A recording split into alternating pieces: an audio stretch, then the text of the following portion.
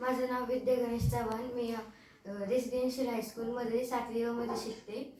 मी सध्या शुभम कॉम्प्युटरमध्ये diploma course लावला आहे. मला पहिला दिवस होता माझा, तेव्हा मी सरांसोबत माझ्या वडिलांसोबत सरांना भेटलं, वडिलांसोबत आले होते. मला क्लास जॉईन करायचा होता. तेव्हा रविवार होता. मला असं वाटलं की फक्त आपण बोलायला आले. मला म्हणजे माझ्या मनात भीती होती की सर मला हा बोलतील का नाही, माझं वय कमी आहे, ह्या मुलींसोबत मी जॉईन होणार का नाही, सरांसोबत जॉईन होणार का नाही. पण झाले. मला पहिलं वाटलं की नाही का ना सर मला असं एकटं पाडतील बघ. सर ते सगळे मोठे आहेत, माझी नाही बाबा काय काय माझी जी शक्ती आहे म्हणजे घ्यायची ती कमी आहे थोडीशी. मला ते पटकन समजत नाही. मला वाटलं सर मला एकटं पाडतील, मला समजून नाही सांगणार. एकदा सांगितलं तर सर म्हणतील लक्ष कुठे होतं तुझं. पण तसं काही नाही. मला जेव्हा म्हणजे मला पहिलं वाटलं मी क्लासला येते, पण नंतर वाटायला लागलं मी माझ्या दुसऱ्या घरात येते. सर क्लास सारखं नाही, फॅमिली सारखं आहे.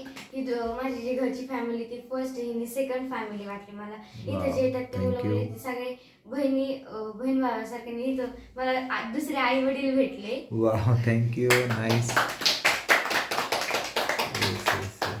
मग दुसरे आई वडील भेटले म्हणजे. आणि जेव्हा मी पाहिलं होते सरांनी तेव्हा मला वाटलं की हे सर असं जरा स्ट्रिक असतील, म्हणजे असं खवळतील वगैरे. मला फर्स्ट टाइम उशीर म्हणजे झाला. माझं तसं चेहरा दिसतो तसा. हा, अरे बापरे. नाही का ना मला वाटलं आता म्हणजे फर्स्ट टाइम उशीर झाला होता तेव्हा मला वाटलं आता सर मला खूप ओरडतील हाणतील वगैरे. पण तसं काही नव्हतं. सर बोलले जरा लवकर येत जा फक्त. मला तेवढं बरं वाटलं. मग नंतर मला उशीरच होत चालला होता.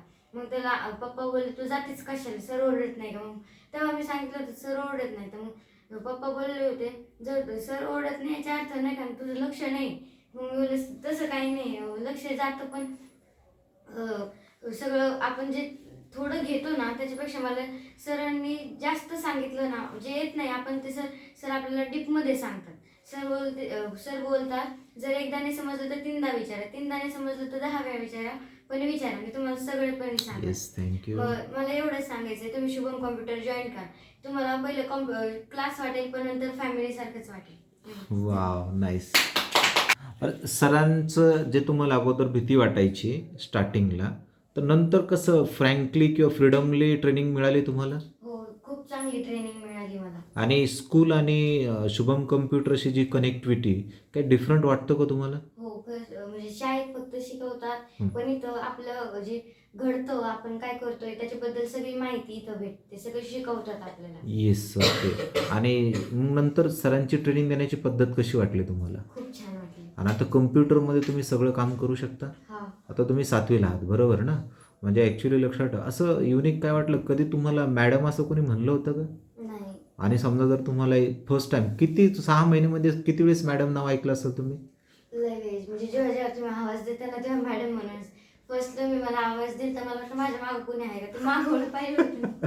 नंतर तुम्ही बोलले की बरं, मला- म्हणजे कसं वाटलं हो तुम्हाला? म्हणजे हा शुभम कम्प्युटरची जी कनेक्टिव्हिटी किंवा प्रवास जो आहे तो तुमच्या लाईफमध्ये जसं तुम्ही सांगितलं की मला जे आईवडील होते त्यानंतर परत दुसरे आईवडील मिळाले आणि विशेष करून ज्या बहीण होत्या त्याबरोबर अनेक बहिणी पण मिळाल्या, याबद्दल कसं वाटलं हो तुमचं? म्हणजे इथं असं वाटतच नाही मी क्लास जॉईन केलाय. असं वाटतं मी 2-3 तास घरी देते आणि 2-3 तास तिकडे देते. असं म्हणजे मला दुसऱ्या घरी आल्यासारखं वाटतं. असं वाटतच नाही मी क्लासला आले म्हणून. म्हणजे घरी आल्यासारखं वाटतं, म्हणजे काहीच वाटत नाही, एकदम फ्रँकली वाटतं. हो. येस, म्हणजे नंतर असं वाटलं की नाही निश्चित अरे खरं शुभम कम्प्युटर आपलं एक फॅमिली जैसा आहे. हो. निश्चित. आणि आपले जे वाक्य पण आहे ते बरोबर आहे का? हो. निश्चित. Okay, so thank you very much.